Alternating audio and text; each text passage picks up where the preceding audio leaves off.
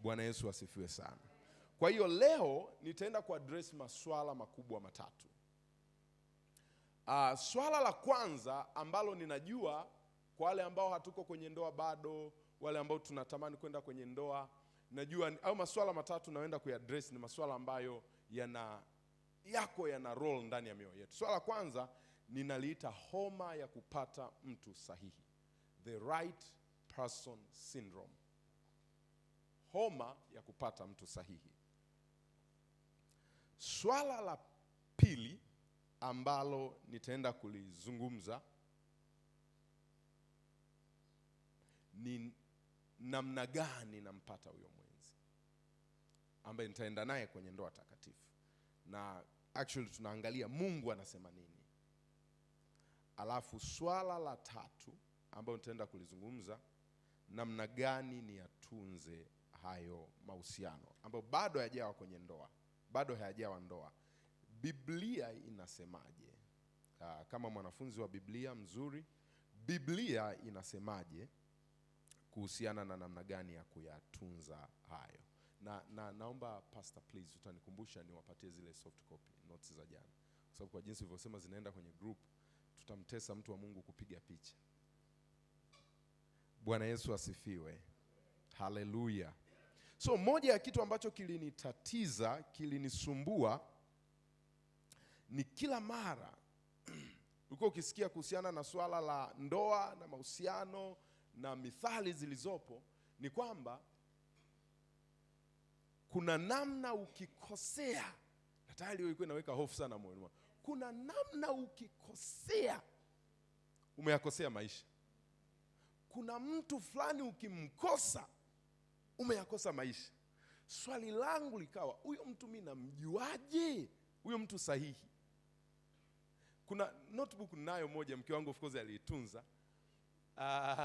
Kuna maombi kule ndani niliweka, ni maombi ambayo kila nikiangalia huwa nacheka sana. Au ya namna ya kumpata huyo mtu sahihi. Nikikosea nimekosea maisha. Na mimi sitaki kukosea kwenye maisha. Kwa hiyo kuna hii philosophy, na inawezekana ipo na tumeisikia na tumeambiwa, ya kwamba kila mtu yuko na mtu sahihi mmoja na wa pekee ambaye ameandaliwa. Kiasi kwamba huyo mtu ukimkosa umeyakosa maisha. Okay, tuanze ya kwamba ni kweli. Ile tu kwamba nimesema tuanze ya kwamba ni kweli, maana yake kuna mahali tunaenda. Tukikubali ya kwamba ni kweli kuna mtu mmoja ambaye umeandaliwa, ambaye nimeandaliwa. Mtu kwa maana naposema mtu, kuna umbo fulani, na hapa umbo simaanishi figure, yani kuna structure, mwanadamu fulani yupo na ana jina fulani ambaye umeandaliwa. Sasa waza namna hii, kwamba ukimkosa huyo mtu umekosea. Sasa waza namna hii, huku duniani kuna watu ambao hawajaokoka. Kuna watu ambao hawajamwamini Yesu. Na kwa hiyo hawaendi kwa maongozi ya Roho Mtakatifu, wala hawaendi kwa maongozi ya neno la Mungu. Unataka kuniambia hakuna hata mmoja aliwahi kukosea kati yao? Yaani kupata huyo mtu sahihi, aliwahi kukosea? Kama kuna mtu mmoja tu alikosea, aliharibu equation yote ya dunia nzima. Kwa sababu inagharimu mtu mmoja tu kukosea ili mambo yawe zigzag. Kama yeye alienda akaoa mke, sitaki kutaja majina hapa, mke wa XWY, maana yake XWY alienda akaoa mke wa mtu mwingine, na mke wake huyo jamaa aliyekosea aliolewa na mtu mwingine. Maana yake wote hapa tunaoa na atuolewi na watu ambao ni sahihi kwetu. Lakini vile vile kuna watu ambao ni wajane au wagane walioa tena. Kwa walioa wake za watu, waliolewa na waume za watu. Mnanisikia vizuri? Baada ya hiyo kwanza kuamka ndani yangu, down kwangu ya kwamba ni hivyo. Maana yake ni kwamba sio kweli kwamba kuna mtu mmoja na wa pekee sahihi ambaye umeandaliwa. Badala yake hatutafuti mtu mmoja kwa maana ya umbo mmoja, structure moja. Tunachotafuta ni traits. Tunatafuta tabia, tunatafuta wasifu, tunatafuta maelezo fulani ndani ya mtu. Sasa hayo maelezo yanaweza yakawa ndani ya dada X, dada Y, dada W, wanaweza wakawa nayo watu 5. Hayo maelezo. Bwana Yesu asifiwe. Sasa turudi kwenye neno la Mungu. Kwenye Biblia ni maeneo 3 peke yake ambapo Mungu aliwatafutia watu mtu sahihi, quote unquote, mtu sahihi kiasi kwamba akawalazimisha, kiasi kwamba akawapelekea, na hawakuwa na namna ya kuchagua. Sasa nitasema tu kwa haraka kwa sababu kuna mahali tunaenda. Moja ni kwenye Mwanzo sura ya 2. Mwanzo sura ya 2, Mungu aliona si vyema mtu huyu akae peke yake, akamfanyizia msaidizi wa kufanana naye. Wanafunzi wa Biblia wanajua sio kufanana kwa maana ya resemblance, ila kwa maana ya opposing mate ndio neno sahihi. Mtu ambaye anapingana ili awe mtu sahihi. Labda niende kidogo hapo ndani na nitatumia chupa hizi kama mfano. Bwana Yesu asifiwe.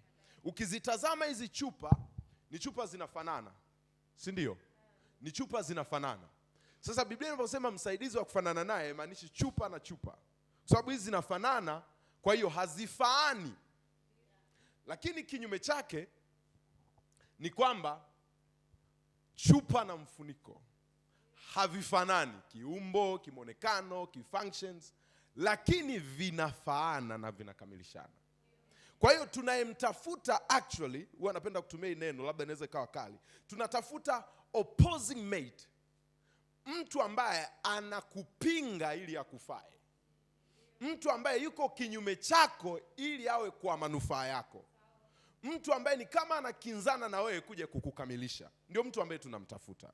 So Mungu akamtengeneza Hawa au Eva na akamleta kwa huyu ndugu. Sasa sababu kwa nini Mungu alimtengenezea Adamu Hawa ni kwa sababu kulikuwa hakuna wanawake wengine duniani. Light wangekuwepo, inawezekana Mungu angemwambia ndugu kachague. Kwa hiyo kama Mungu atakuletea mwanamke, inapaswa kuwe hakuna wanawake wengine duniani, ndio atakuletea. Walau tumeona sababu ya kwanza.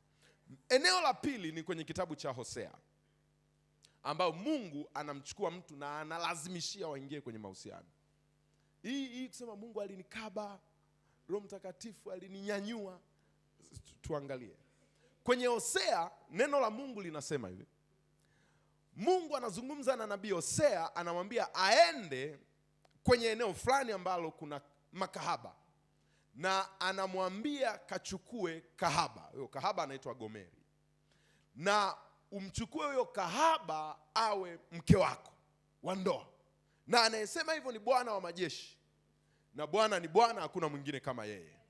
Anatoa hayo maelekezo, na anavyotoa hayo maelekezo sio tu kwamba anaenda kuchukua mwanamke awe mke wake, lakini anaenda kumnunua, kwa sababu Hosea alimlipia gharama yote ambayo Gomeri anajiuza. Yaani okay, utaishi duniani miaka mingapi? Yeah. Kila siku unajiuza shilingi ngapi? Yeah. Basi mimi nalipa ya siku zote. Ndio akamchukua akaenda kukaa naye kwa maelekezo ya Mungu. Na alivyomchukua akakaa naye, wakazaa watoto, na kila mtoto Mungu alikuwa anatoa maelekezo ya jina.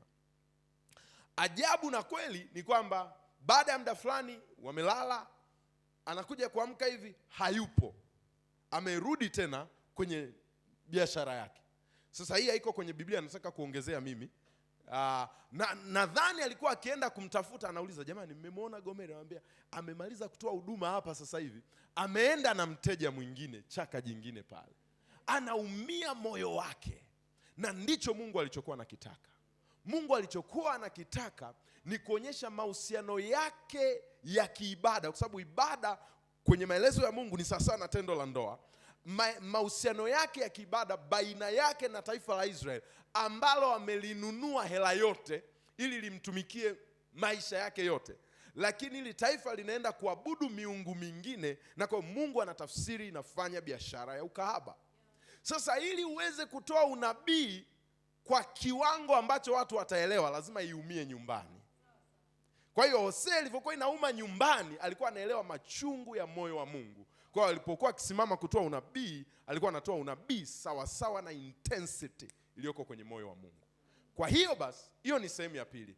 Sababu ni kwamba Mungu alitaka kutumia ndoa ya Hosea kama darasa.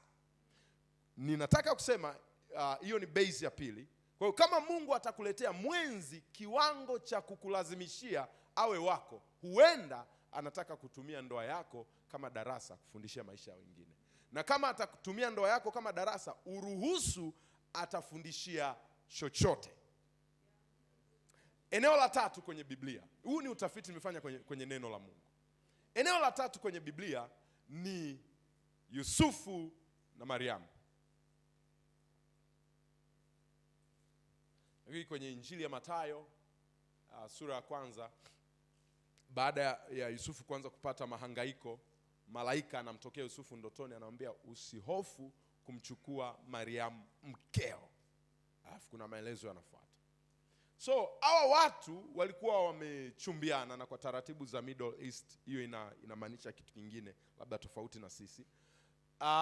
Wamechumbiana, alafu Mungu akaja na misheni yake, akaingilia uchumba wa watu. Kaja na misheni yake, akaingilia uchumba wa watu, dada wa watu ka conceive pale. Alafu inawezekana labda kwenye kikao anaulizwa na kaka zake, na unajua wakaka wanapenda sana kupachika mimba, sio kupokea dada zao wakiwa na mimba. Kwa hiyo kuna lugha mimba za dada zao wanaziita, alafu kuna lugha wanaita mimba walizopachika kule. Hizi za dada zao wanaita ujinga. Huu ujinga nani kakupa? Nani kakupa huu ujinga? Kwa hiyo inawezekana kwenye kikao alikuwa anaulizwa, huu ujinga nani kakupa? Alafu naye anasema ni Roho Mtakatifu, au ni Mungu kanipa huu ujinga. So ikawa ni struggle, na nafikiri ni aibu pia na kwa huyu kaka mchumba Yusufu. Na Yusufu alivyokuwa mtu wa haki, Biblia inasema asitaki kumwaibisha, aliazimu kumwacha kwa siri. Of course hapo kuna kitu cha kuchukua, ni kwamba kama vitu havi work out, na wewe ni mtu wa haki, na wewe ni muamini, na wewe umeokoka,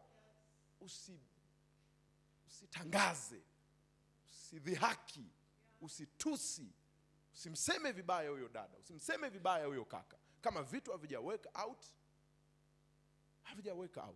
nenda kama mtu wa haki. Mahusiano yavunjwe kama mtu wa haki. Sio unaanza kumbandika wapi, kumwandika, kupigia watu simu. Sio sawa sawa. Sio sawa sawa na mtu wa haki. Tunasikizana vizuri. Lakini acha tuendelee na kitu tunazungumza. Kwa hiyo Mungu alivyogundua ya kwamba huyu binti ataachwa na kosa sio lake, kuna mission tumekamilisha. Mungu akikutumia kwa ajili ya mission yake, huwa hakuachi uaibike. Kwa hiyo si vibaya kumruhusu Mungu akutumie vyovyote vile. Huwa hawaachi watu kwenye aibu. Mara zote Mungu akiingia kutumia ndoa yako, familia yako, mwili wako, hauachagi kwenye aibu.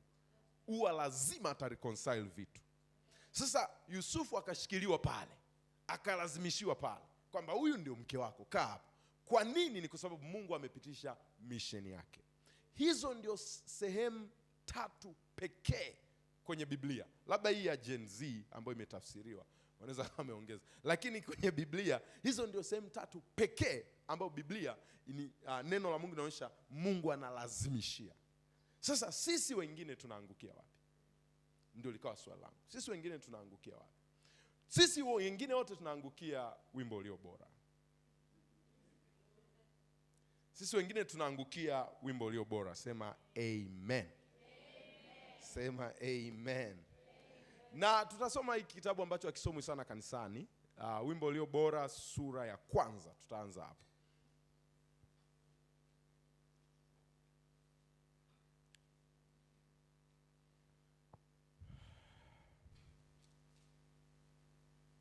Sura ya kwanza, na labda a little bit of context, ni kitabu ambacho ameandika Suleiman, wanatheolojia. Yuko ndugu yangu Pastor Msungu hapa. Kuna mjadala aliandika akiwa mzee akifanya reflection, kuna mjadala, lakini ninapendelea kufikiri ya kwamba aliandika akiwa kijana wakati akiwa na excitements za ujana. Na ni kitabu ambacho kimeandikwa kwa mtindo wa mashairi, kwa hiyo anaimba na yule mrembo naye anaimba, kwa hiyo wanaimba kwa kupokezana, na ningependa tusikie hivyo. Bwana Yesu na asifiwe. Halafu kitu kingine nataka ujue, huyu dada aliyeko huku ndani ni mwanamke, na kuna ushindani tutakuja kuuona hapo anaupata, mwanamke Mshulami, binti mmoja hivi. Kwa hiyo wanaanza kubadilishana mashairi. Mstari wa kwanza, wimbo ulio bora wa Sulemani. Mstari wa pili ni binti anaanza kuimba wimbo. Kwa hiyo ukitaka kuuliza je, ni sahihi kijana wa kiume au wa kike kuanzisha mahusiano, hapa tunaona ni binti ndio ana strike code. Anasema kubusu na anibusu kwa kinywa chake, maana pambaja zako za pita divai. Sasa mara nyingi huwa nikifundisha huwa napenda kuondoa buibui, kwa sababu wengine tu akishasoma pambaja wanaanza kutengeneza pambaja fulani kichwani. Of course pambaja ukisoma kwenye Biblia ya Kiingereza, kuna watu wa Biblia ya Kiingereza hapa. Ukisoma kwenye Biblia ya Kiingereza anasema for your love is sweeter than wine. Kwa hiyo pambaja ni love, ni upendo, sawa sawa. Kwa hiyo pambaja ulizokuwa nazo kichwani ziondoe, tutumie love sasa hivi. Wewe kuna watu pambaja au ni mapaja yalikosewa? Ni love, ni upendo. Sawa sawa watu wa Mungu. So huyu binti anasema kubusu na anibusu, na nataka tuangalie contextually alafu to draw masomo. Anaposema kubusu na anibusu, nataka uone ya kwamba ni watu kutoka Mashariki ya Kati, ambapo kubusu ni jambo la kawaida. No wonder Paulo anasema salimianeni kwa busu takatifu. Unaona ni andiko ambalo huwa tulifanyi kanisani. Kwa sababu sio utamaduni wetu, na sisi kuna namna yetu ya kuonyesha heshima, upendo, kufurahiana. Ingekuwa labda ni Paulo ameandika kwa watu walioko Mbeya, angesema salimianeni kwa magoti matakatifu. Ingekuwa labda ni au salimianeni kwa high five takatifu, kitu cha namna hiyo. Kwa hiyo kubusu not necessarily inamaanisha kubusu, lakini kuna kitu kingine inamaanisha, ni expression, ni onyesho la kuvutiwa. Ndicho kitu somo ambalo tuna draw kutokea hapa. Kwa hiyo dada anaposema kubusu na anibusu, maana pambaja zako, anibusu kwa kinywa chake, maana pambaja zako zapita divai. Unaona anavutiwa na mwili na anavutiwa na upendo. Kwa hiyo kigezo cha kwanza, kama tutapata mwenzi, na sasa tutatumia quote sahihi, ni kwamba lazima tuwe tumevutiwa naye. Bwana Yesu na asifiwe. Na tutaenda kwa kina kuangalia kwenye neno la Mungu. Lazima tuwe tumevutiwa naye. Ukisoma kwenye Mwanzo sura ya 2 mstari wa 18 mpaka mstari wa 25, Mungu anaelezea ile process ya kumpata mwenzi wa Adamu. Na unaona hapo katikati kuna wakati alileta wanyama. Aliposema si vema mtu huyo akae peke yake, tutamfanyizia msaidizi, opposing mate. Hapa katikati unaona kuna kitu kingine kilipita, Mungu akaleta wanyama. Alafu walivopita wanyama, Adamu aliwaita tu majina alafu akaachana nao. Alafu alivyomleta Hawa, baada ya kumlaza usingizi mzito, baada ya kumleta Hawa, unaona Adamu anaamka, na anaamka na maneno haya kwenye mstari wa 23. Adamu akasema sasa. Maana yake akilinganisha na wakati wanyama wanapita. Sasa ni kama anasema now, Mungu you are making sense. Maana kwanza nilikuwa sikuelewi. Now you are making sense. Anasema sasa huyu ni mfupa katika mifupa yangu na nyama katika nyama yangu. Alafu anasema basi ataitwa mwanamke kwa kuwa ametwaliwa katika mwanamume. Unaona Adamu amevutiwa na hii kazi ambayo Mungu mwenyewe ameifanya. Na alivyovutiwa, unaona anaenda mbali. Kwanza ana acknowledge kitu ambacho Mungu amefanya. Halafu aishi hapo, anaenda anatuchukua hadi wanaume wote anatuingiza humo ndani. Kwenye mstari wa 24 anasema kwa hiyo mwanamume atamwacha baba yake na mama yake, naye atambatana na mkewe, nao watakuwa mwili mmoja. Unaona mtu akivutiwa, mtu akipenda, definitely atafanya commitment. Unaona huyu mtu anatuingiza hadi sisi, hatukumwambia kwamba na sisi tutafanya hivyo, lakini akaweka kama utaratibu. Ndivyo itakavyokuwa. Ukipenda, ukivutiwa, hautaishia tu kusema njoo twende cha usiku guest house, lakini ukipenda, ukivutiwa, utafanya commitment. Na commitment yenyewe ambayo Adamu anaisema ni kubadili priority ya kimahusiano, kubadili mkazo wa kimahusiano. Anasema utawaacha baba na mama na kuambatana. Mwanamke ambaye umevutiwa naye na hauko radhi ya kwamba utaambatana naye kwa kiwango cha kuacha. Sasa kuacha sio kupuuzia au kudharau. Kuacha ni kubadili mkazo wa mahusiano. Sasa mwanamke ambaye umevutiwa naye na hauko radhi kubadili mkazo wa mahusiano, haujavutiwa bado, hauko tayari. Na hata hivyo anasema kwa sababu hiyo mwanamume atawaacha, sio mvulana. Ni wanaume pekee wanaweza kuacha na kuambatana. Bwana Yesu na asifiwe. Haleluya. Kwa tunaona Adamu anavutiwa. Lakini ukiangalia kwenye kitabu cha Mwanzo sura 29 mstari wa 17 mpaka mstari wa 20, nataka nionyeshe mtu wa pili na kaza tu kwenye kigezo cha kuvutiwa.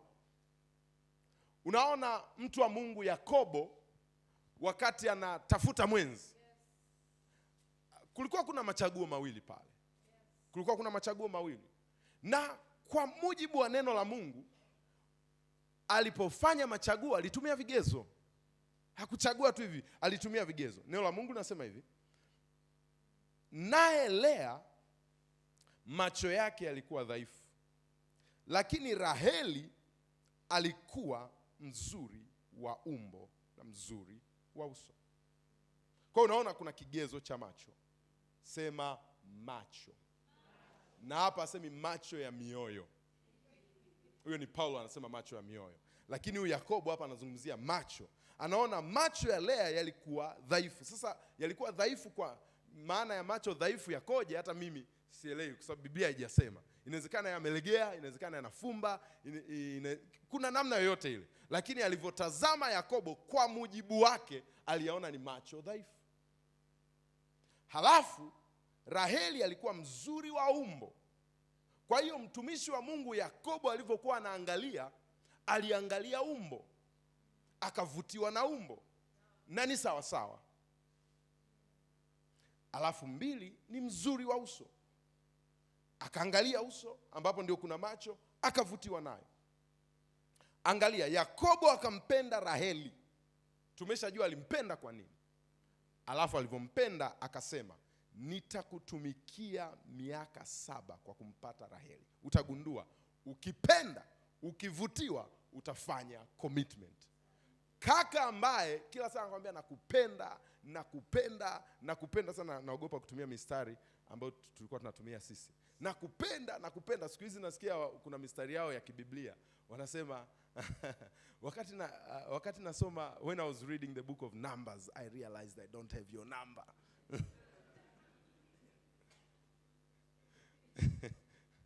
So tunaona kigezo ni uzuri wa uso na uzuri wa umbo. Na unaona anafanya commitment. Mkazo ambao ninasema, usinisikie vibaya, nataka usikie hivi vitu vinaenda hand in hand. Nataka uone kuvutiwa kunaenda hand in hand na commitment. Anayevutiwa bila commitment ni tamaa. Ukivutiwa, fanya commitment. Ukivutiwa, sema mitano tena. Ukivutiwa, lipa mahali. Ukivutiwa, nenda kaongee na wazazi, na kule mbele tutakuja kuongea. Huwezi kuvutiwa alafu usilipie gharama ya kuvutiwa. Tunaona kwenye neno la Mungu. Bwana Yesu asifiwe. Na uzuri wa umbo na uso ni sawasawa, au tunaripotiwa kutokea kwenye macho ya Yakobo. Sio macho ya watu wote, macho ya Yakobo. Kwa Yakobo kuna preferences zake, na kila mwanadamu hapa ana preferences zake. Ukija ukamwangalia Frida wangu utashangaa, ulipenda nini? Nina preferences zangu. Na ukiniangalia mimi unasema sasa alipendaje hapa? Mmoja wapo utaangalia macho yangu yalivyo. Alipendaje hiyo mimacho? Ni preferences zake. Tunasikizana vizuri. Na hizo preferences ni matokeo ya utendaji wa kimaajabu wa Mungu. Kwa sababu anasemaje mzaburi kwenye 139 mstari wa 13 na 14, anasema nimeumbwa. Sema nimeumbwa. Nimeumbwa. Hiyo nimeumbwa maana yake mimi ni matokeo, sina mchango wowote. Nimeumbwa. Alafu anasema namna gani nimeumbwa? Anasema kwa namna ya ajabu na ya kushangaza. Nataka uone hayo maneno mawili, ajabu na kushangaza. Kwa hiyo ndani ya kila aliyeumbwa, au kwa kila aliyeumbwa, kuna vitu viwili, ajabu na kushangaza.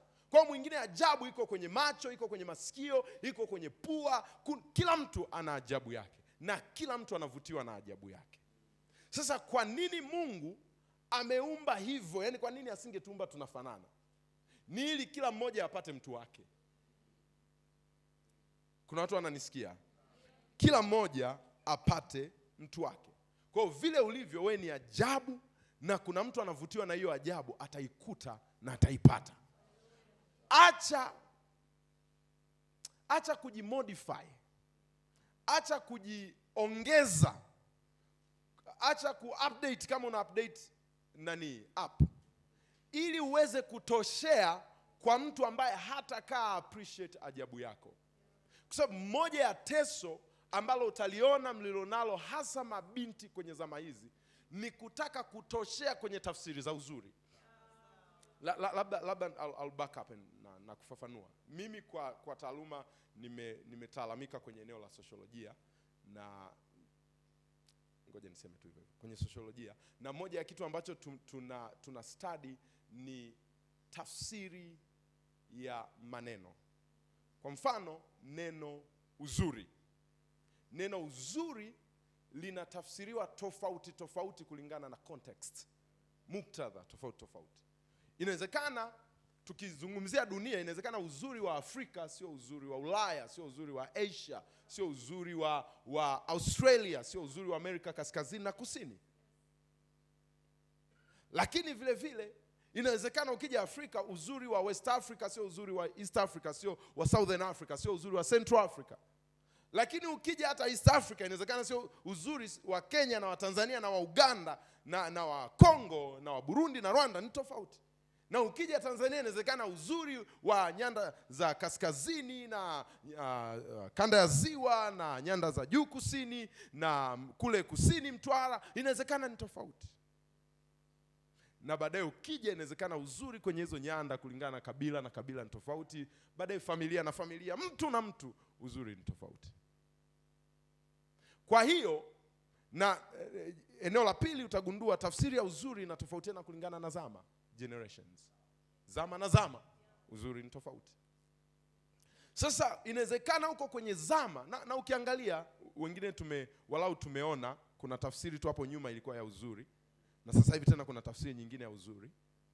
Kwa kadiri muda unavyoenda utagundua kuna vitu unabadilisha, na naona kuna watu wanaenda sijui hospitali gani, wanaenda kufanya hadi surgery wafananie na uzuri ambao kwa wakati huo ni uzuri, ambao baada ya muda hautakuwa uzuri. So una fit kwenye tafsiri ya uzuri ambayo ina fade out, inaondoka. Na hilo ni moja ya teso kubwa alilonalo mabinti. Dada yangu nisikilize, neno la Mungu liko kukufungua. Wewe ni mzuri vile ulivyo, finished. Na of course nikwambia mzuri usishtuke.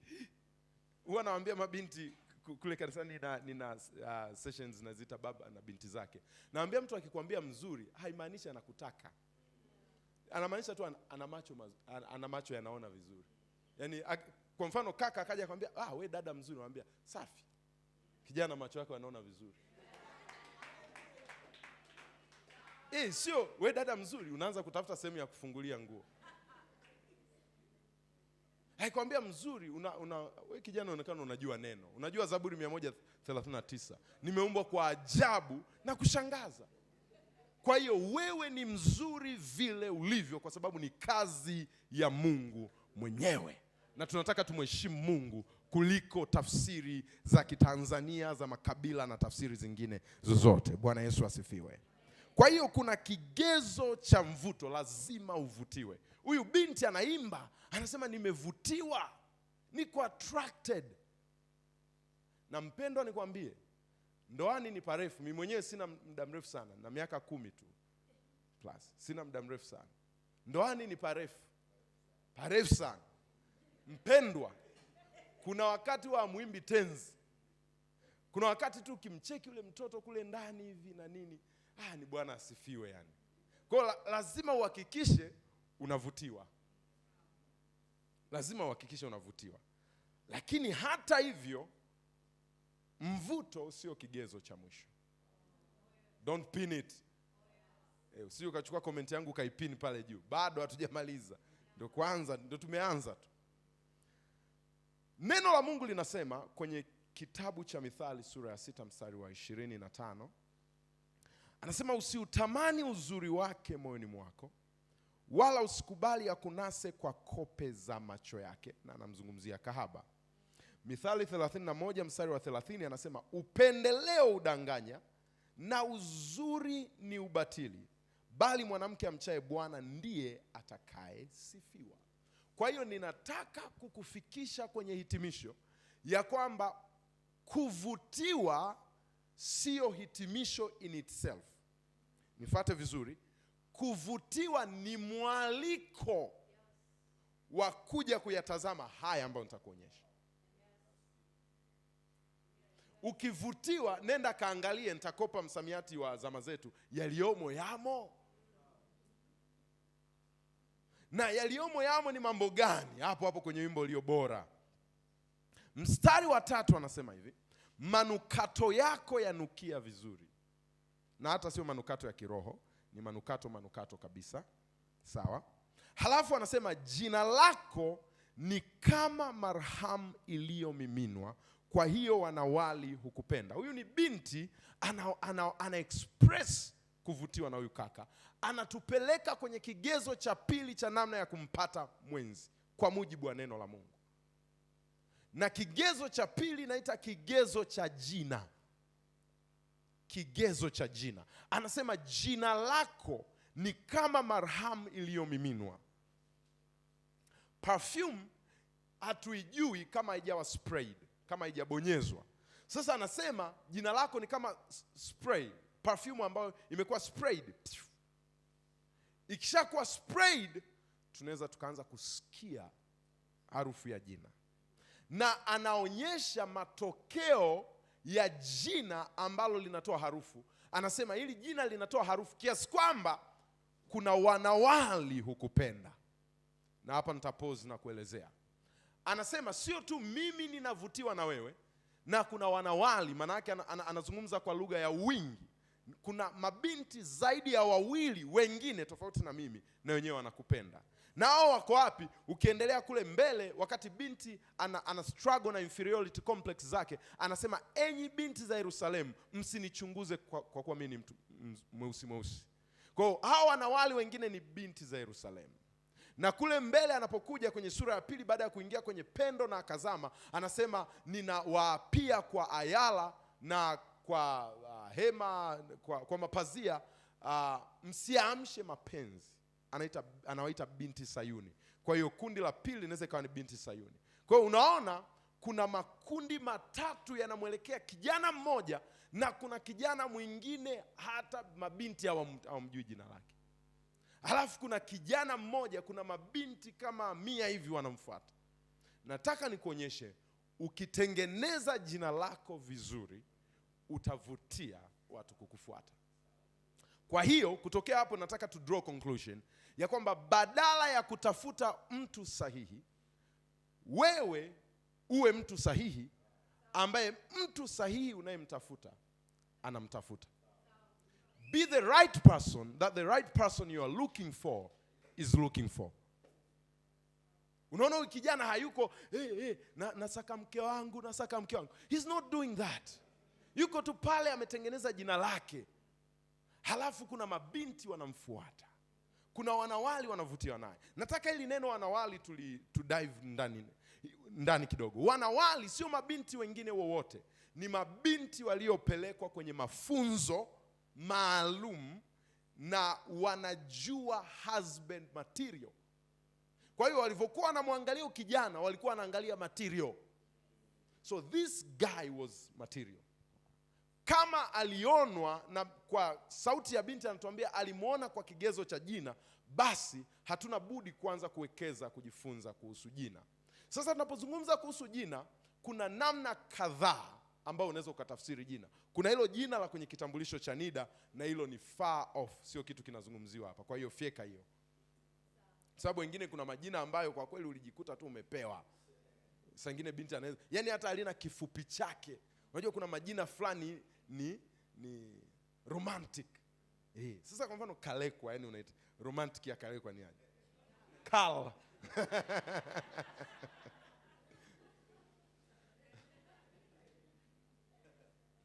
Lakini kuna majina ambayo watu wanajitengenezea, mtu unajitengenezea kwa sababu ya mwenendo wako, tabia, namna unavyofanya mambo, mpaka inakuwa jina lako. Kwa mfano, tutafanya zoezi hapa. Kwa mfano, nitasema jina alafu utaniambia nini kinakuja, harufu gani unasikia. Kwa sababu majina yanatoa harufu. Tufanye zoezi. Rahabu. Semeni nimesikia harufu gani? Lakini yuko kwenye kitabu cha ukoo wa Yesu. Unajua? Na yuko kwenye Waebrania. Na hadi kwenye Waebrania anaandikwa na Rahabu yule kahaba. Yuda. Lakini jina hakupewa na wazazi wake.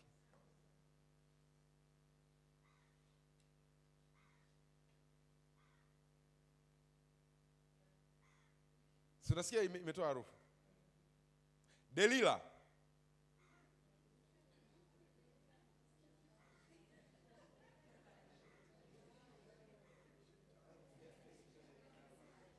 Kama mchungaji anakuambia mtoto wako alivyo mzuri tumuite Delila. Na Delila haimaanishi neno baya, mnajua. Yusufu.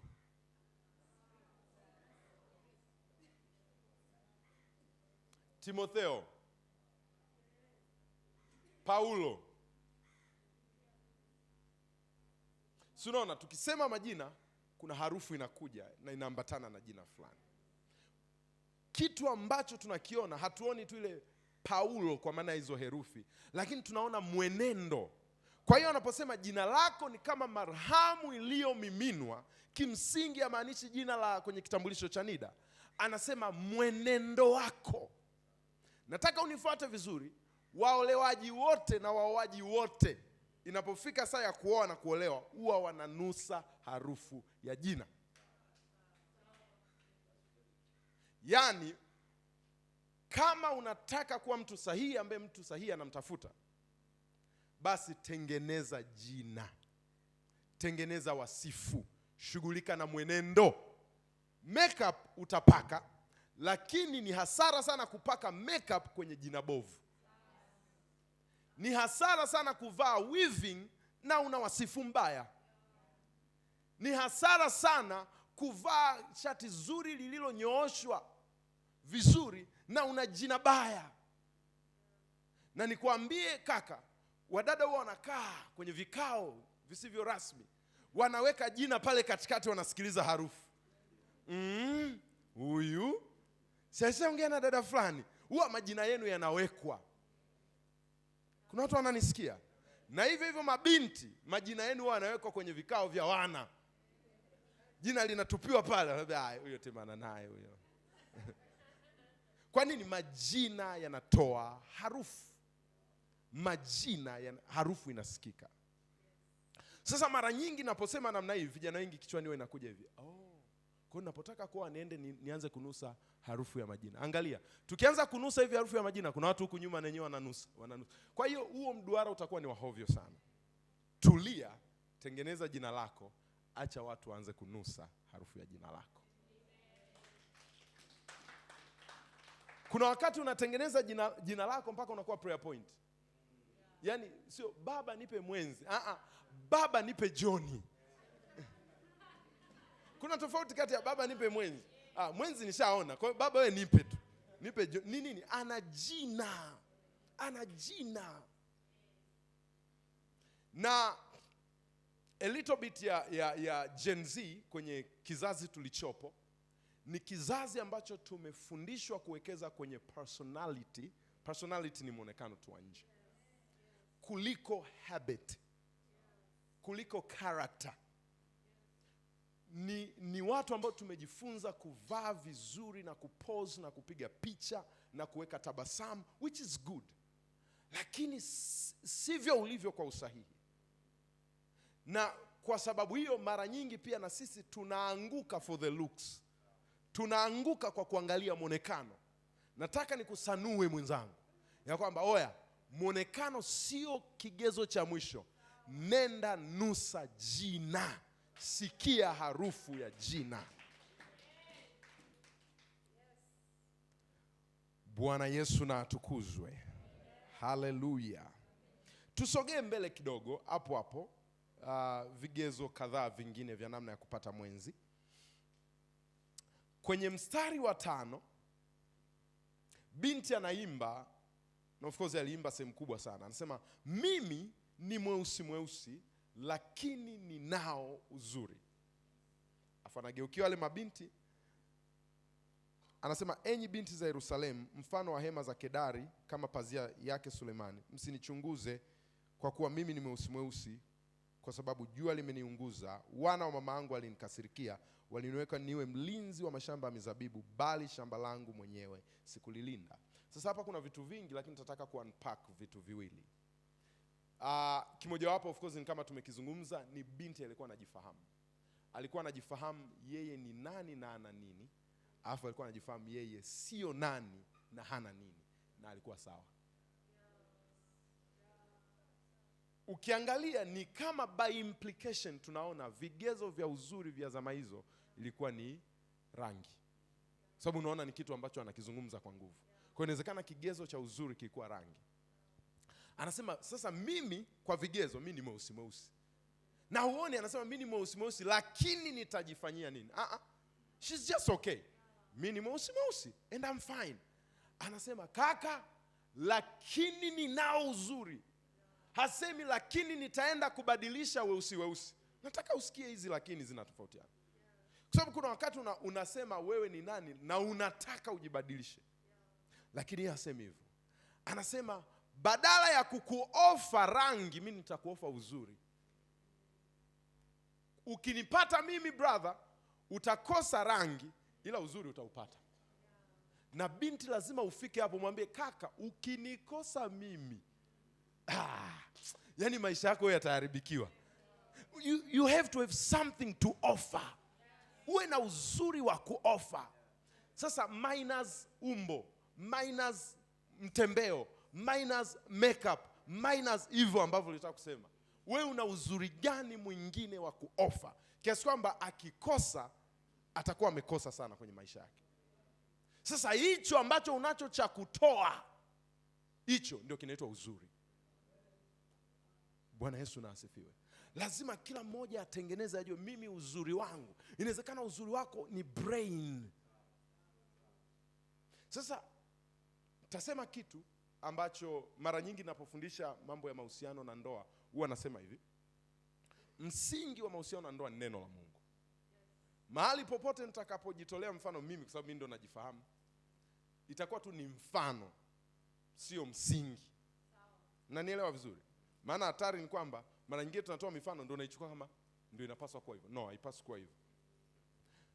Moja ya eneo ambalo ni uzuri wa mke wangu, viko vitu kadhaa. Moja ya eneo ambalo ni uzuri wake ni eneo la finances. Akili ya fedha. That girl, ni akili ya hela. Ni akili ya hela. Sasa dada, una uzuri gani? Kufanya homework ujui. Akili ya hela haimo. Maombi yenyewe ndio ya kudonoa. Baba nakushukuru plus God minus devil. Amen. Mifungo hola. Ibada hola. Saa ya kuabudu unajifanya mrembo. Unaleta urembo mbele za Bwana. Una uzuri gani dada sasa wa kuofa? Sasa ukijua kabisa mimi kwa kweli ikija kwenye swala weupe sina. Inawezekana mimi ikija swala umbo sina. Abudu sasa. Uolewe kwa sababu unaabudu.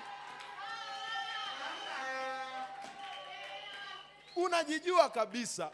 Ukiwa unatembea hivi kama unarudi nyuma. basi nena sana. Umwambie, mimi kwa kweli mitembeo yangu sio kama ya Miss Tanzania, lakini oya, kuna mashine ya ndimi za moto utakuwa nayo pale nyumbani. Huo ndio uzuri wako. Awe na uhakika basi yuko covered in prayers, kwa sababu kweli ni kitu tunahitaji. Yule covered kwenye maombi. Sasa sehemu ya kuonyesha uzuri na kwenye unajifanya mzuri, uzuri wenyewe huna. Lazima ujue nina uzuri gani, uweze kuushika, na ubuild huo. Nina uzuri kwenye eneo fulani. Bwana Yesu asifiwe. So dada anasema, alo, usije ukajichanganya kaka, ukaenda kwa mabinti ya Yerusalemu, mimi ninao uzuri. Jichanganye sasa. Alafu nataka tulifafanue hili neno mweusi mweusi. Aposema mimi ni mweusi mweusi, kimsingi asemi mimi ni mweusi. Mweusi mweusi. Kwa hiyo kimsingi sio mweusi. Sasa, kwa hiyo kuna kitu kingine anakizungumza. Anasema hivi, mimi ni mweusi mweusi, na anasema sababu, kwa sababu jua limeniunguza. Kwa hiyo anasema kimsingi hiyo sio rangi yangu, imesababishwa na jua. Kwa mimi ukinichukua nikakuletea na ule uzuri, ukanikalisha vizuri, piga sop. Mimi mbona nina rangi kaka? Mbona hiyo rangi na mimi nayo? Halafu nataka uone kuna siri kubwa ameificha hapo, na nataka niihimize. Anasema jua limeniunguza. Sababu jua limeniunguza, na anasema limemuunguzia wapi? Kwenye mashamba ya mizabibu. Kwa hiyo kuna kitu ameficha hapo, ya kwamba mimi ni hard worker, mimi nafanya kazi. Sasa angalia, kama kaka ana mashamba ya mizabibu, wewe umeelewa. Wewe umeelewa tayari. Kama kaka ana mashamba ya mizabibu, kaka anajua hii imeisha, rangi tutatengeneza huku ndani. Huo uzuri wa vipimo vya dunia tutatengeneza huku ndani. Lakini nachotafuta ni mtu ambaye nitasafiri naye na haya maono, nitasafiri naye kwenye hii safari ya maisha. So dada, tengeneza vitu ambavyo vitasababisha mtu asikukwepe. Sababu hao wengine hawana vigezo, ni wanawali, wameenda tu kufundishwa huko unyago, wamerudi wanajua tu kangamoko, wamerudi tu wanajua sijui kujibetua, lakini hawana, they have nothing to offer. Kuna watu wananisikia? Kuna hekima inaingia ndani yako. Alafu anatuambia, mimi ninafanya kazi mtajiri.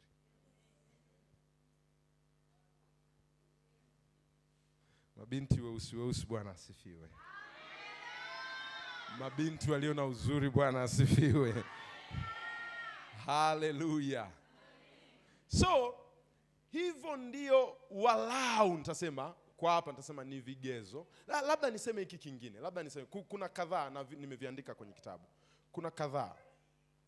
Angalia, anasema hivi, kwa sababu jua limeniunguza, wana wa mamangu. Na unajua kwenye Biblia ikisema wana, kwenye Kiingereza utasikia ni sons, watoto wa kiume. Na hawa ni half brothers wake, ni kaka wa kambo, kama ndio Kiswahili sahihi. Anasema wana wa mamangu walinikasirikia, waliniweka niwe mlinzi wa mashamba ya mizabibu, bali shamba langu mwenyewe sikulilinda. Nataka usikie kuna kigezo cha kitabia anakisema. Huyu dada ameambiwa na kaka zake nenda shambani, na akaenda shambani. Alafu kuna dada, sijui huduma ya vijana kule kanisani mnazitaje huduma zenu za vijana? Mashujaa. Okay. Yaani vijana kwa ujumla. Huduma ya vijana. Okay. Na kuna huyu dada kwenye huduma ya vijana ameambiwa, dada Anita, kama upo utanisema, dada Anita, sogeza hichi kiti. Mimi hawezi kuniendesha yule mwenye kiti. Mimi ananiambia nisogeze viti, mimi ananionaje? Nikampandisha, nikamshusha. Wakati kuna dada hapa ameambiwa aende shambani, akaenda.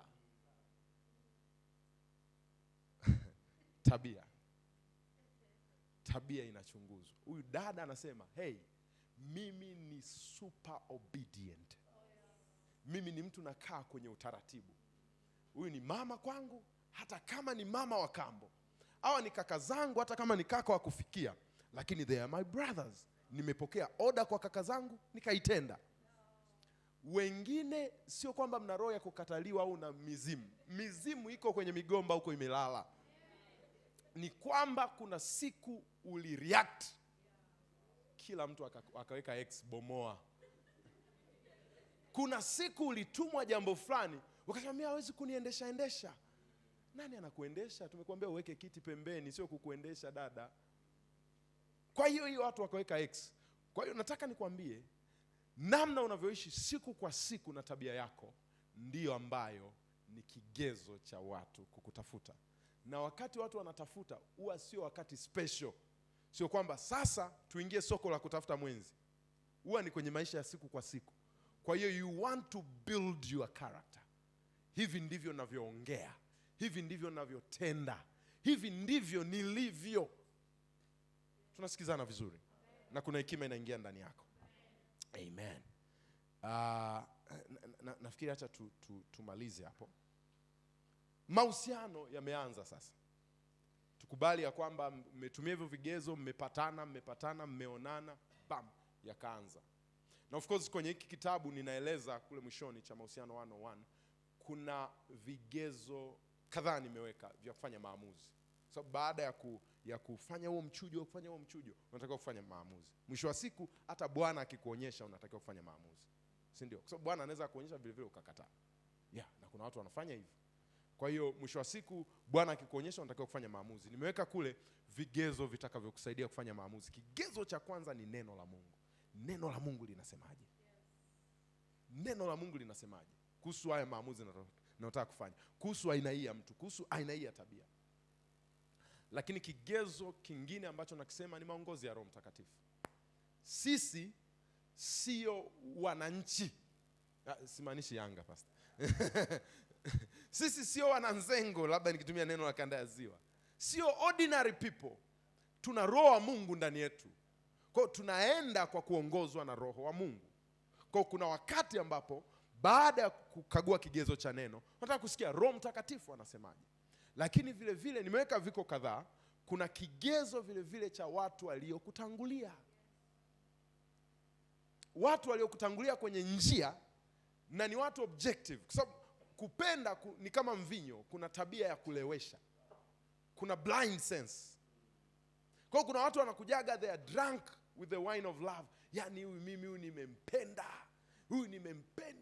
nimempenda. Alafu anakuja anamwambia, sasa dogo, mbona hii uoni? Mbona hii ni chaka obvious? Mimi nibabaishi, naondoka na kanisani. Mbona kama una ugomvi tena na mwenye kanisa? Mwenye kanisa ni Yesu. Kwa nini unaachana na Yesu? So kuna watu waliokutangulia ambao wanaweza kukusaidia objectively. Kwa sababu kwa mfano unaenda kwa Pastor Msami, wewe ni kijana wa kiume, unaenda kwa Pastor Msami, kuna binti huyu hapa, mnaenda mnafanya analysis pale ya kichungaji. Alafu ikaonekana ni chaka. Huwezi kusema Pastor Msami anakuonea wivu, kwa sababu yeye ana kigoli wake. Anakuonea wivu wa nini sasa? Huwezi kusema anakuonea wivu. Kwa hiyo yeye yuko objective, wewe ndio uko subjective na umeshalewa. Nitakupa mfano. Nimekuwa mchungaji wa vijana kwa muda mrefu kuliko uchungaji wa kanisa la mahala pamoja. Kwa hiyo nimekaa na vijana muda mrefu sana. Nimemingo na vijana sana. Kuna binti mmoja alikuwa amelewa sana mvinyo wa mapenzi. Mimi nilikuwa mchungaji wa vijana, kwa hiyo kuna mchungaji kiongozi. Kaenda kwa mchungaji kiongozi. Mchungaji alivyoiona yeye akasema, sasa nenda kwa mchungaji wako wa vijana. Sasa huyo huwa mnaelewana naye, kuna lugha mnaongea naye. Akaja akatiririka pale, akaelezea wasifu pale. Okay, swala la kwanza, kijana ameokoka? Sababu niwaambie, mambo ya kusema mimi nitaolewa, mtanisamea tu, mimi saa nyingine nasema gawazi, na Muislamu alafu nitamuokokesha, na hujawahi kushuhudia. Sasa hivi ni mwezi wa 9, hujafanya ushuhudiaji hata mmoja. Yaani achana na Muislamu, hata msabato aokoke. Uje mbandue Muislamu kiaje wewe, kirahisi namna hiyo. Hata mtoto Hujai kuongoza hata sala ya toba. Hapo unasema nitamuokokesha. Na mwenye kazi ya kuokokesha ni Roho Mtakatifu, ndio anaushuhudia ulimwengu. Kwa hiyo acha kumsaidia kazi Roho Mtakatifu, acha afanye kazi yake. So huyu kijana ameokoka, anasema huwa anasali kanga kengere tayari. So swali ni ameokoka? Huwa anasali. Okay. Umefahamu kuhusu familia yao? Unafahamu nini kuhusu familia yao? Hapana. Amewahi kuwa kwenye mahusiano yoyote? Hapana, ila ana mtoto. Nikamwambia sawa, mimi sina shida na ana mtoto na ana mtoto. Tuwaze, je, uko tayari kuanza ndoa ukiwa mama? Sababu huyo mtoto hauwezi kwenda kumuua. Nani waambie, saa nyingine kuna watu mnaanza nao mahusiano wana watoto. Huwezi kufika pale unataka kuua mtoto wa watu. Ila ukubali, uwe na huo utayari. Naenda kuanza tayari mama. Yaani ile day one honeymoon hivi, mama uko tayari? Alisema tena kama alivyosema yule binti. Hapana mchungaji, hapana. Swali la pili, huyo mtoto aende wapi? Pale ni kwa baba yake. Sehemu mbili anazo za kwenda. Of course 3. Kwa mama yake, kwa bibi wa mama yake, kwa bibi wa baba yake. Okay, aende kwa mama yake. Je, uko tayari ya kwamba hawa watakuwa wakiwasiliana kuhusu mtoto wao? Inawezekana mbele yako, inawezekana kwa loudspeaker kwa ajili ya accountability na transparency, ili isionekane wana mahusiano. Utahimili? Hapana. Okay, tumtoe pale kwa mama yake, tumpeleke kwa bibi wa mama yake. Je, uko tayari wamuongelee mtoto wao na bibi wa mama yake? Na inawezekana na yule mama yake yuko pale, na inawezekana mume wako akaenda kumsalimia mtoto wake. Hapana, tumpeleke kwa bibi wa baba yake. Je, uko tayari? Mwisho wa siku kote kukawa hapana. Nikamwambia, je, uko tayari kuolewa na huyu kijana? Ndio. Nikamwambia, sasa una kichaa. Hicho kilichoko ndani yako kinaongea ni kichaa. Haiwezekani hapana hapana hapana alafu ndio. Ndio aje yani? Sasa sisi tunakusaidia. Mimi sikuzui kuolewa. Hata ukitaka kuolewa kwenye mitala, kama akili yako ya kijinga isiyofaa, na ninasoma Warumi ili msije mkanipiga mawe. Mungu akawaacha wafuate akili zao zisizofaa. Kwa hiyo kuna wakati kuna akili zisizofaa zinatenda kazi ndani ya mtu. Na Mungu anaweza akawaacha watu waende kwenye akili zisizofaa. So kama akili imefika hapo haifai kabisa, si hatuwezi kukuingilia. Si uhuru tulipata 1961. Hatuwezi kukuingilia.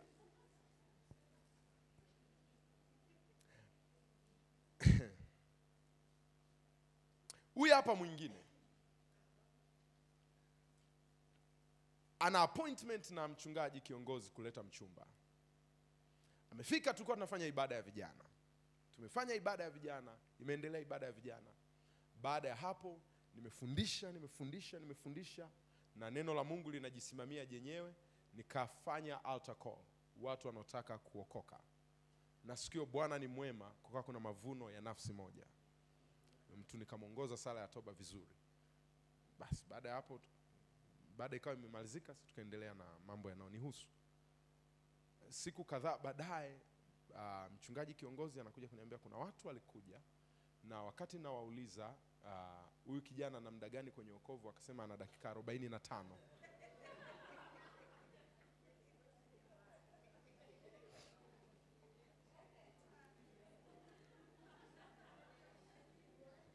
Nyewe binti mnatufanyaga usanii sana.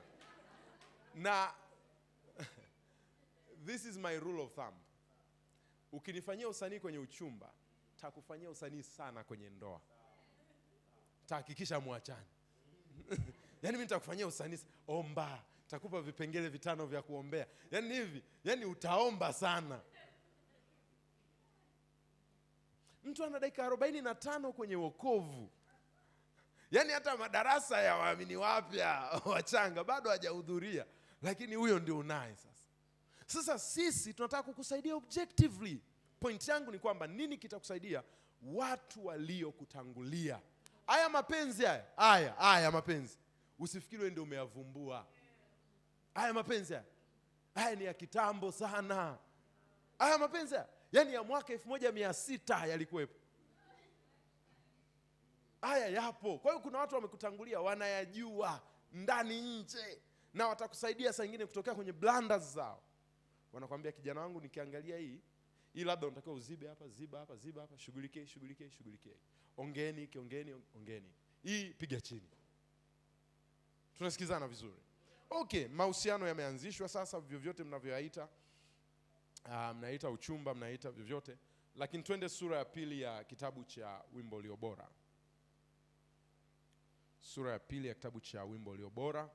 Mahusiano yameanza. Na namna gani ya kuendesha uchumba, mahusiano yanayoenda kwenye ndoa takatifu. Kwa sababu sisi ni watu wa neno. Kwa tunaenda tunaangalia kigezo cha neno. Neno linaelezaje? Na ninachokipenda kuhusu kitabu cha Wimbo Ulio Bora, kinaeleza mahusiano yanavyoanza, yanaenda, ndoa inafungwa, honeymoon, wanatoka, wanarudi, conflicts, wanapishana kwa sababu na kwenye ndoa kuna conflicts, na najua kuna wanandoa ambao wenyewe hawana conflicts, lakini at least mimi ni mmoja ambaye huwa na conflicts.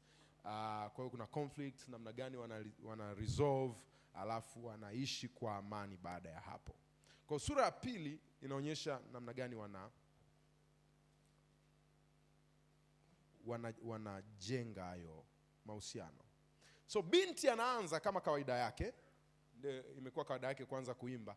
Anasema, mimi ni ua la uwandani, ni nyinyoro ya mabondeni.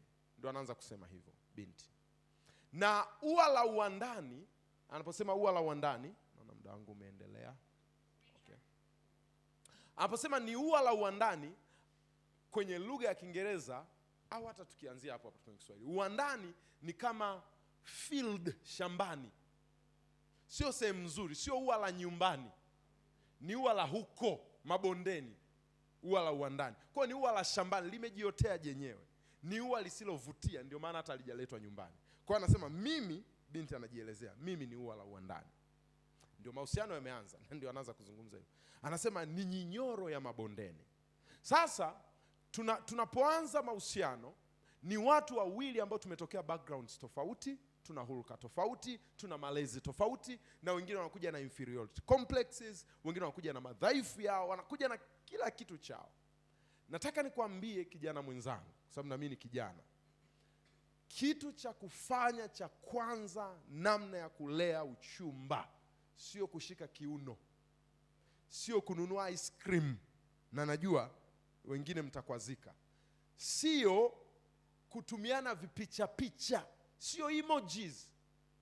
Huyo mtu ambaye uko naye kwenye uchumba, unaenda kuishi naye miaka mingi sana, hicho kiuno utashika tu, hizo emojis mtatumiana tu. Kwa hiyo fanyeni mambo yanatakiwa kufanyika. Na jambo la kwanza huwa naliita ujenzi.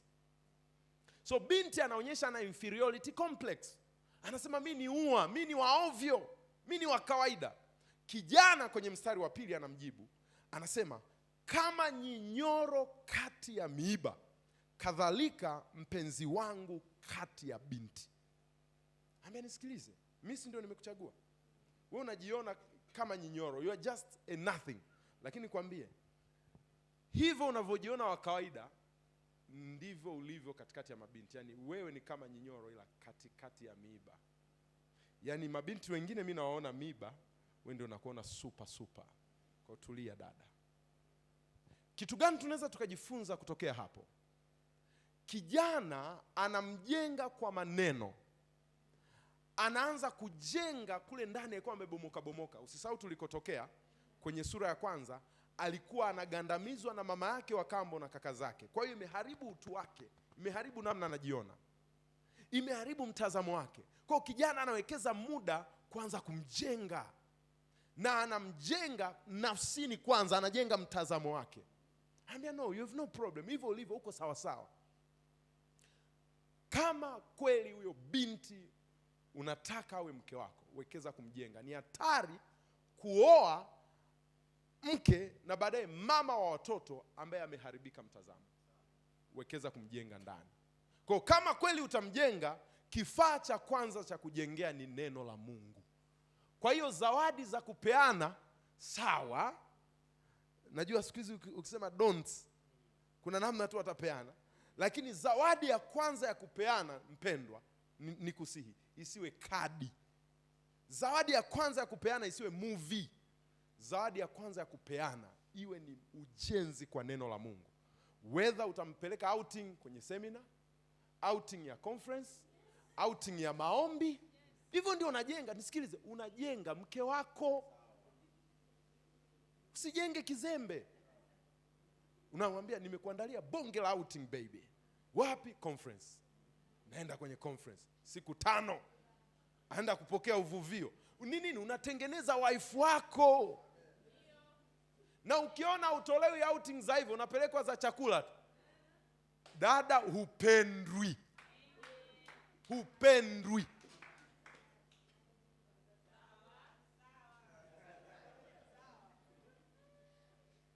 Kama anakupenda, atawekeza kwenye ujenzi wa utu wako wa ndani. Mtu anayekupenda hata kuja kwanza kuuliza umevaa nguo ya ndani ya rangi gani, nitumie picha umelalaje hapo saa 5 usiku. Sio sawa sawa. Mtu anayekupenda hawekezi kuangalia utupu wako, anawekeza kwanza kwenye utu wako. Hiyo pu usiiweke, utu, sio utupu. Vijana wanapokea hekima. Vijana wanapokea hekima. Zawadi za kununuliana ni vitabu. Buy books. Niwaambie, mna miaka 40 mbele kule ya maisha. Dada, kama kushikana hivi mkono, kushikana viuno, mtashikana mno. Mno. Usiwe na haraka. Usiwe na haraka. Yaani huyo yupo. Kwa hiyo uwekeza kwenye utu wake. Mnunulie vitabu.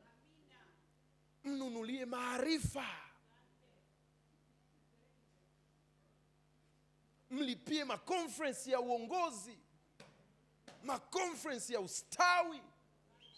Mpeleke fire conference, conference za ujazo wa Roho Mtakatifu. Ni nini? Unajitengenezea sawa sawa na neno la Mungu linavyosema kwenye Waefeso sura ya 5. Yesu Kristo akalichukua kanisa lake ambalo lilikuwa chovu, akalitakasa kwa maji na kwa neno, ili aweze kujiletea lisilo na makunyanzi. Kwa hiyo usije ukajiolea mwanamke mwenye makunyanzi. Wekeza kwenye kumjenga ndani. Wekeza kwenye kumjenga ndani. Nisikilize, kuna watu saa hii wanatamania wake za watu, na yeye ana mke. Aina mke wa fulani jamani. Yaani ungekuwa kama mke wa fulani, mjinga wewe. Ungewekeza muda kumjenga awe kama mke wa fulani. Sababu ukiuliza hata huyo fulani, naye amewekeza. We are investing a lot. Wekeza kujijengea mke. Haleluya. Bwana asifiwe. Hekima inaingia ndani yako. Hiyo ndio namna tu. Na si unaona ni kwenye Biblia jamani? Au unaona hapa nimetolewa kwenye saikolojia? Hii ni kwenye Biblia, bado tunaendelea. Na sasa unaona binti aliyejengwa. Sasa nimetumia tu ujenzi, lakini nataka uende nayo kwa upana ndani kumjenga. Namna gani mjenge? Namna gani mjenge? Nenda nayo kwa upana. Msemeshe maneno ambayo yatainua. Kuna inferiority complex, ondoa hizo, muinue. Alafu mtu aliyejengwa, angalia anavyo respond kwenye mstari wa 3. Kama mpera kati ya miti ya msituni, kadhalika mpendwa wangu kati ya vijana. Unaona, binti ukiangalia kuanzia kule mwanzo alikuwa na inferiority complexes. Lakini sasa angalia, baada ya kuambiwa yeye ni ua katikati ya miiba, unaona anaanza kuja sasa, naye anajua kuanza kuongea maneno mazuri, anaanza kuweza. Anasema kama ambavyo mti katikati ya nini? Mpera katikati ya miti ya msituni. Kwa hiyo anasema vijana wengine wote ni miti ya msituni, ila huyu brother ni mpera. Huyu kaka ni mpera. Na unajua mipera inavyotoa harufu nzuri, mnajua. Kwa hiyo dada anasema, boy I appreciate you. Anaanza kuona uzuri wa kaka, na hapo hawajashikana viuno. Anaisikia harufu ya mpera. Nisikilize kaka, tofauti na kujivunia tu nyimbo zenu mashine, tofauti na kujivunia hizo nyimbo za namna hiyo, unatoa harufu gani? What can you offer kwa binti kiasi kwamba asikie umetoa harufu nzuri ya mpera? Sio kwamba lazima uingie naye ndani mjifungie kule na nini. Kuna vitu ukimwambia anaona huyu kaka ni mpera, huyu kaka ndio jembe sasa, huyu kaka ndio mtu sasa. Wakaka Bwana asifiwe. Wanaume Bwana asifiwe. Na hiyo ndio maana ya wanaume, brother. Anasema niliketi kivulini mwake. Nataka usikia maneno. Kwa furaha. I wasn't worried. Kwa mfano, ikafika saa moja hapa umeme ukakatika. Mko mnafanya discussion huko, mnazungumza. Mabinti watajisikia salama kukaa karibu na wewe, brother.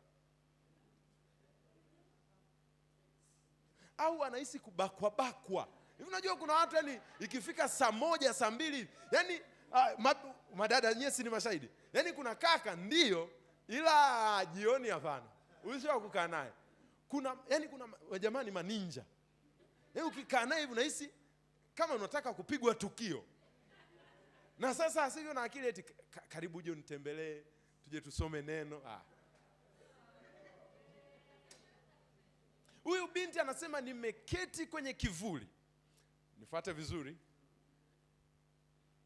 Mimi ni mweusi lakini nao uzuri, kwa sababu jua limeniunguza. Nimempata huyu kaka, nimekaa kwenye kivuli. Nasikia hiyo comparison. Anasema kwa huyu kaka I have rest.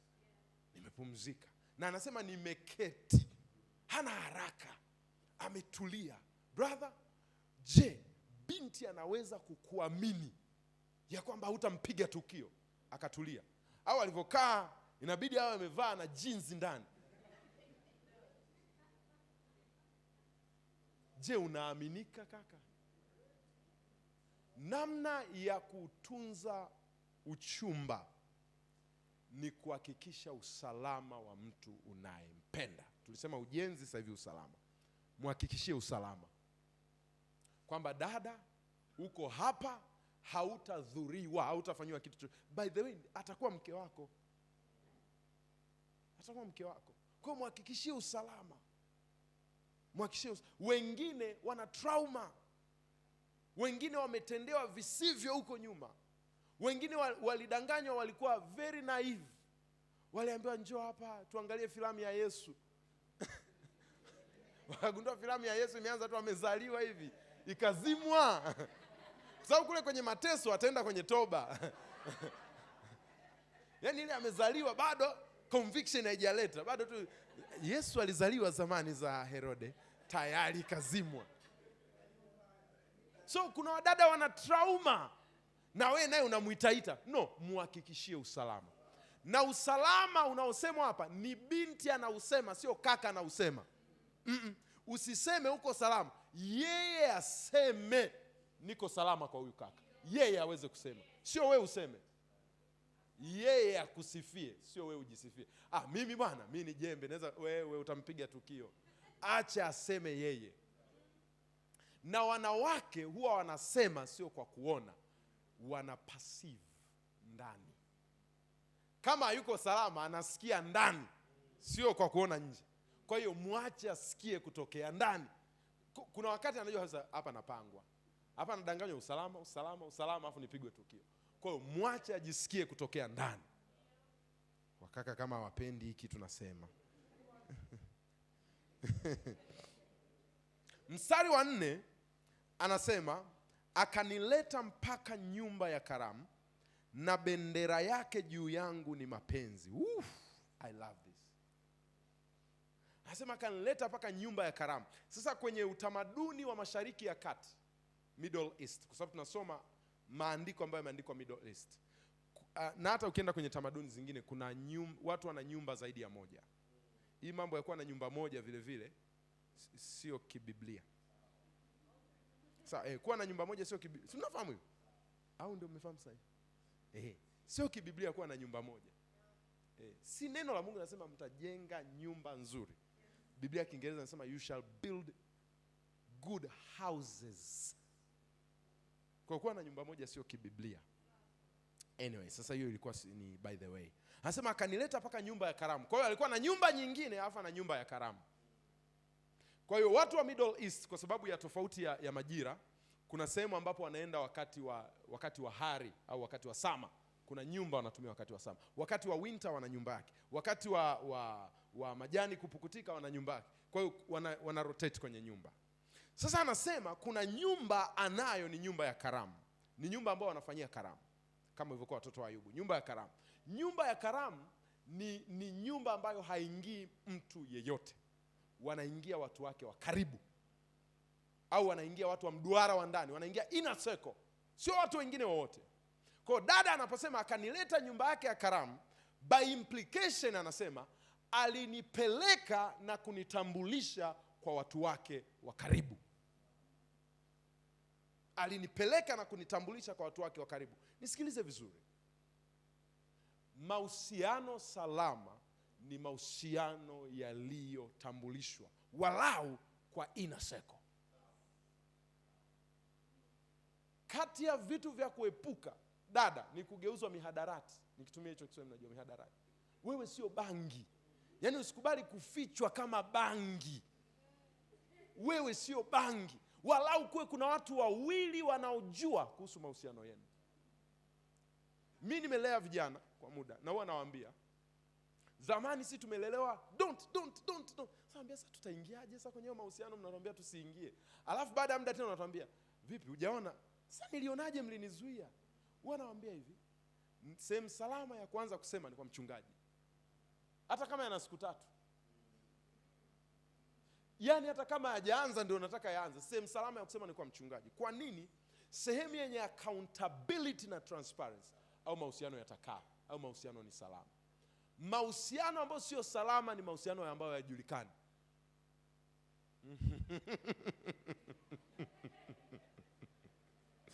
Kuna dada ameniangalia kwa huruma.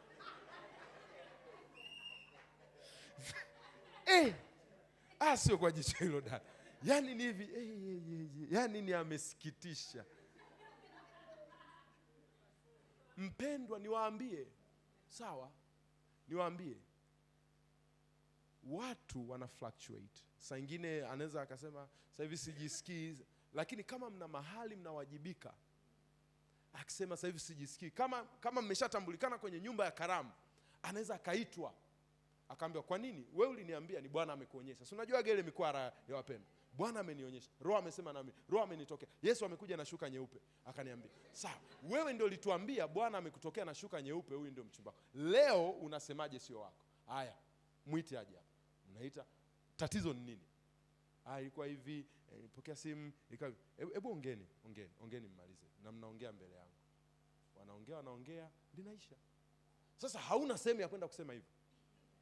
Ni hivi, unagongwa chambavu. Alafu tuko hapa tunaabudu, tuko zetu busy, tunanyeshewa na mvua ya baraka by Sedekia. Unaona mtu analia, hii mvua ya baraka na machozi nini hapa? Kumbe sio anaabudu, sio anampenda sana Bwana, ila ndio amepata sehemu ya kulilia. Kwa hiyo hakikisha mahusiano yenu yako wazi. Hamfanyi crime, si ndio? Hamuibi, hamfanyi uhalifu, unless mnaniambia mnafanya uhalifu. Kwa sababu sababu nyingine kwa nini watu watambulishi ni kwa sababu wanafanya uhalifu. Kama mfanyi uhalifu, then yawe wazi, walau kwa watu wa karibu. Bwana Yesu na asifiwe. Halafu sasa unaona, baada na of course acha niseme na bendera yake juu yangu ni mapenzi. Hilo neno nimependa. Bendera yake juu yangu. Hii bendera ni sasa anavyosema bendera ya ushindi wangu. Neno halisi ni bana. Kama hii hapa. Bana. Anasema huyu kaka ameiweka bango juu yangu. Imeandikwa mapenzi, nampenda dada fulani. Ameweka wazi. manake amevunja options zingine zote. Kama brother kweli umependa, vunja options zingine zote, chonga bango, weka juu ya dada, na kwamba huyo dada mimi nimempenda. Hii mambo ya kutaka, unataka huyu, unataka huyu, yani hapo umependa rangi, hapo umependa mwendo, hapo umependa akili, hapo umependa sauti. Unataka kutengeneza katuni? Kama umependa, waachie na wengine hao wengine sasa. Huwezi kuwaoa wote, na wewe sio shehe. Chonga bango, mwisho wa siku chonga bango. Na kwenye madarasa ya wanaume nasema kuna madaraja kadhaa ya kuwa mwanaume. Kuna sehemu kadhaa ambazo tunachotea tafsiri ya wanaume. Actually, tafsiri ya mume, tafsiri ya tatu ya mwanamume ni mume. Mume manake ni mtu anayeweza kufanya maamuzi na machaguo na kuyasimamia. Na chaguo la kwanza ni kuoa. Chaguo la kwanza ambalo unaweza ukafanya ukalisimamia, tukakuita mwanamume, ni kuoa. Ukiona bado unavutika kwenye maeneo matatu manne, you are a boy, not a man. Mwanaume anafanya maamuzi, anafanya machaguo, na anasema, anaweka bango hapa, anachonga bango lake, ni huyu na sitachagua mtu mwingine. Na hiyo ni capacity walionayo wanaume pekee, sio wavulana. Bwana Yesu na asifiwe. Alafu mstari wa 5 binti anaendelea anasema, nishibisheni zabibu, nibururisheni kwa mapera, maana nimezimia kwa mapenzi. Hiyo nzuri sana. Najua mnapenda sasa hapo dedication, wimbo nini. Sikilize. Hicho ni kibwagizo baada ya yale mambo ya juu kutokea. Baada ya kuwa amepelekwa outing ya conference, baada ya kujengwa ndani, baada ya kuwa amejifunza, baada ya kuwa ametambulishwa, baada ya kuwa bango limechongwa, ndio akajiachia, akazimia kwa mapenzi. Sasa wewe siku ya pili tu ushazimia kwa mapenzi, nishibisheni kwa zabibu. Siku ya pili haujatambulishwa, bango halijachongwa, haujulikani kwenye nyumba ya karamu, unazimia kwa mapenzi. Ushaanza maihabi, umebadilisha hadi ulivyomsave. Dada, uovu wako mbona kama umeenda mbele sana. Bwana Yesu na atusaidie sana. Anyways, kwa sababu ya muda nimebakiza dakika 10, mniruhusu nimalizie hapa. Nimeacha hiyo kwa sababu tuweke tu maswali labda, na mengine sasa tutasoma. Kuna hivi vitabu, alafu kuna dubwasha hapa ninalo. Kuna hizi kurasa 80 ninazo.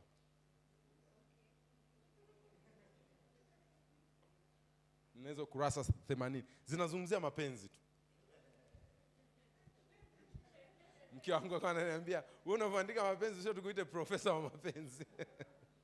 Yeah, so nikaribishe kama kuna swali.